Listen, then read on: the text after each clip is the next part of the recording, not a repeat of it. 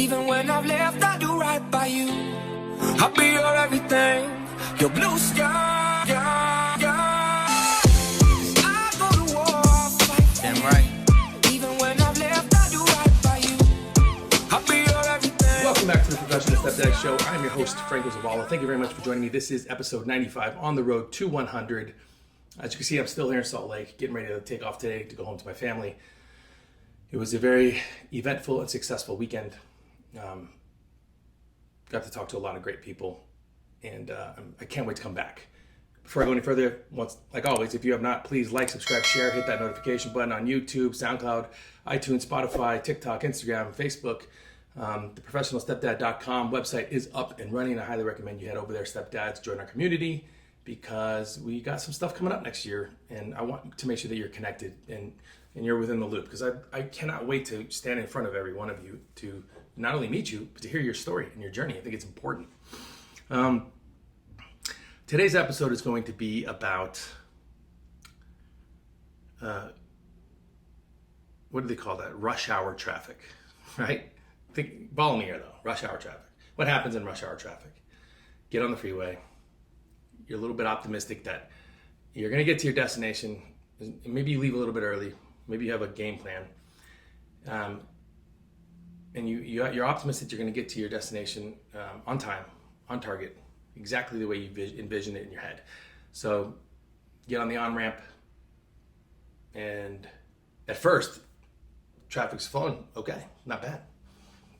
And then you start to get into the congested areas. And depending on the kind of car you have, how aggressive of a driver you are, you can eventually make it all the way over to the fast lane. But if you're by yourself, you can't get into the carpool lane. Those are the rules. Now, a lot of us break those rules. I know you do. I have done it quite a few times, especially on the freeway. But in this scenario, when I try to relate it to being a stepdad, most of us can get to that fast lane, but it doesn't matter which 4 lanes or 3 lanes, wherever you're living in the world, you get to. Eventually, the congestion will bring you to a screeching halt, and you can only slowly move. And the reason that today's episode is focused on rush hour traffic is because there are so many of us that, again, we have an idea of where we want to go, and we have this game plan, and we think we have this game plan of how it's going to turn out, but we can't anticipate a car accident. You can't anticipate a slow car. You can't anticipate congested traffic that keeps you locked in a gridlock for hours. You just can't anticipate it. And the same thing goes for being a stepdad. We can be optimistic and we can have ideas, but you can't anticipate the moments that are going to bring you to a screeching halt, to where your wheels are only fully rotating every 2 minutes. You can't anticipate it. And if you're trying to accomplish, if you're trying to get through your journey in a way that is going to have, you're going to find success at the end, and you're trying to do it alone, and you think that you don't need you and your partner to be on the same page, then you can't ever jump into that carpool lane. I can tell you that right now. Imagine if you and your partner decided right in the beginning, look, you and me, we're about to get on the freeway, and the freeway is going to be filled with people that want to slow us down, people that are going to get pissed at us, people that are going to yell at us and get frustrated. They're going to be people that are going to try to,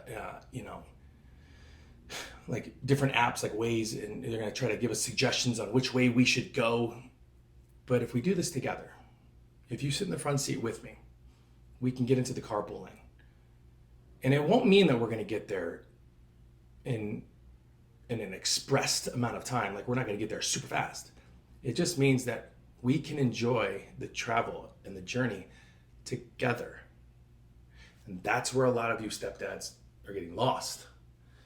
You have to come to an agreement with your partner that the parenting, the love, the connection, the energy is a 50-50 split between you and her. But Franco, what are you talking about? The bio dad is down the street and he's a great dad, or he's an asshole, and stepdad can only parent or can only see, when I say parent, most of you think discipline, which is fucking stupid. But most people, stepdad can't discipline like that, bio dad, or, stepdad can only do this so much, but then, you gotta let the mom take over. Fuck all that. Fuck all that. Your job as an adult is to parent. It's to raise children. Notice I'm not saying the word discipline. There's a big difference. I was disciplined. Me and my wife, we parent. It's plain and simple. It has nothing to do with blood or with position. It's parenting. So as you get into this congested journey, this freeway of just people that are all trying to get to their destination, if you're trying to do it alone, like I said, you could be good, man. You can make that connection with the kids, or maybe you and your partner just are on the same page. And your metaphorical car can make it into the fast lane, but eventually the congestion will hit and you will come to a screeching halt. And if you aren't mentally prepared for it, you are going to get pissed and frustrated. And that comes with the self-work. It really does. But if you and your partner can get on the same page, if you and your partner can agree to parent the correct way, then you can jump into that carpool lane. Now again, like I said, it doesn't mean that you're going to get there quicker. It just means that your journey is going to be more enjoyable because you can agree on how to do things, including the communication you have with biodad or biomom or the others. In my scenario, it was all the other family members. And it's important to remember. It's really important to remember that if you're doing that alone, it's going to feel so. It's going to feel like the world will not let you move. It's going to feel like it's like you can't make a single step because you're walking on eggshells. I know you know what I'm talking about. It's this eggshell feeling where you don't want to ruffle feathers. And then God forbid you make a connection with one of your kids and then something bad happens. And then you feel like, fuck, now I got to start from scratch. That is, by the way, is that inner doubt that you have as a man, that you feel like it's just going to start from scratch and you have to do all the work all over again. That's not what that means at all. It just isn't. But we convince ourselves that it is, and then we go into a downward spiral, and then we don't open up the lines of communication because we're too proud as men, and we are too afraid to show our emotions. And before you know it, we find ourselves in a shitstorm. So you have to remember that this journey is a lot easier if you will do it together with you and your partner. I'm always talking about the mental work that we do as men and why it's so important about the me, us, them method, the mental work, the me. It's so important. But you know what else is important? Stepdads, it's important for you to share your story of the me work with your partner because it's important for her to do the same thing. Let me tell you something. I'm always saying you can't bring the old you into this new relationship. Same goes for her. Because remember, she's going to compare and contrast you to the past relationship. And she's going to look for the signs, look for the red flags and all that other bullshit because she, for some reason, unconsciously believes that all men are alike, and that's bullshit. And by the way, if she's like that, you're not going to ever really win because you're going to get a win, but it's going to have a win with conditions. And you can't have that. A win's got to be a full win. You know what I mean? So getting through traffic, getting through the congestion into the carpool lane so that your journey can be a little bit more enjoyable is important to remember and understand and lock it in and practice it and talk to each other about it. This journey has to be done together. You are parents. You are parents, stepdads. Whether you want to agree with me or not, you are a parent. I'm not talking about blood. I'm not talking about discipline. I'm not talking about anything other than parenting.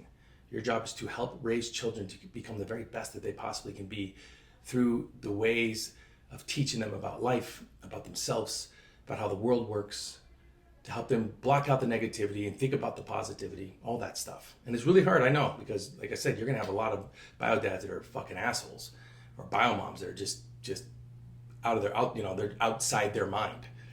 And I'd like to tell you that here's the solution in order to fix that. There is none. There's absolutely none. The only thing you can do, stepdad, is to not allow the negativity to come within the four walls of your home. That's it. You can't do anything. You can't stop people from talking negative about you. You can't stop people from making up rumors and and false statements about you. You just can't. But what you can do is control your actions within the home as a leader. Leaders lead. I can tell you right now, real confident leaders don't ever ask for apologies, don't pay attention to the stupidity, and they just keep moving forward because they know that their game plan will work. And that's the kind of leader you have to be. That's the kind of man you have to be. That's the kind of dad you have to be, the kind of husband you have to be, the kind of father you have to be, the kind of friend you have to be. The moment you allow yourself to get caught up in the negativity of other people's thoughts, feelings, and actions, you're going to lose, because all their entire objective is to bring you down into their shithole of misery. Because remember, crabs in a barrel. Misery loves company. So be better, do better. And look at your journey from a different point of view. Metaphorically speaking, are you doing the necessary work to understand and to make peace with the fact that you cannot do this alone? You and your partner have to be on the same page. That means sometimes, stepdads, you need to shut the fuck up and just listen to her speak. Don't try to solve her problems. And at the same time, on the reverse of that, she needs to understand that this is going to be, some of the hardest decisions and ideas and parenting that you will ever have to do, because this is going to be brand new to you. Or maybe it's not brand new. Maybe you're bringing a kid into the relationship. Doesn't matter. She needs to remember that for everything that you do for her, she needs to do the same thing for you. Listen, understand each other. Come to an agreement that it's a 50-50 split to parent.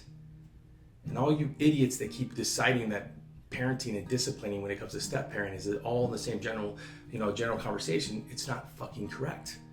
There's a difference between disciplining and being a parent. There just is.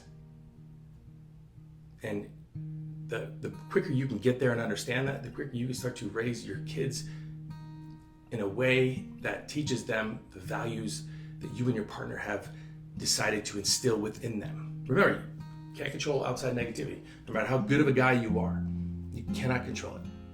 Jealousy will always rear its ugly head. The question is that have you done the necessary work on yourself? Have you and your partner done the necessary work with each other to stick to the game plan?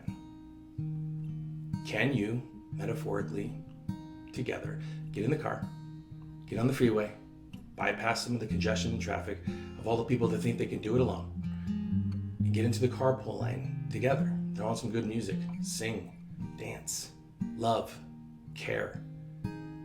If you can do that, your journey will be so much more enjoyable, because you know you have a partner.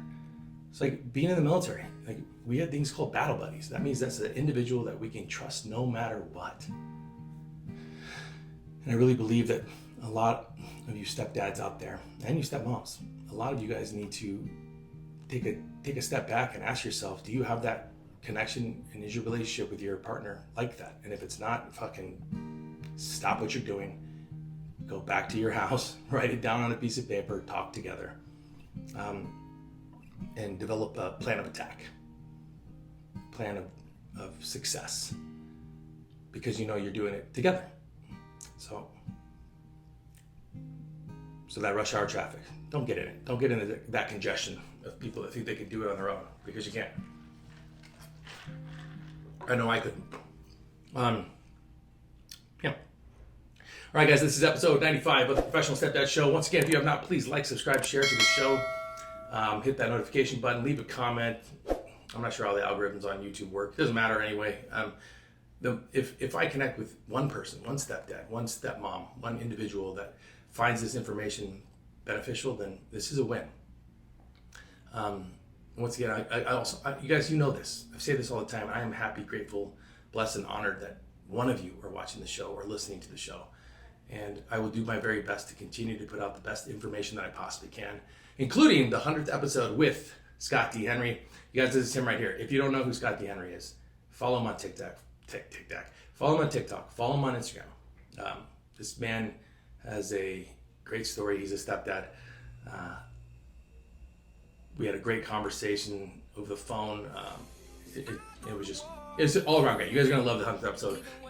I promise. Until next time, thank you guys very much for joining me. Talk to you soon.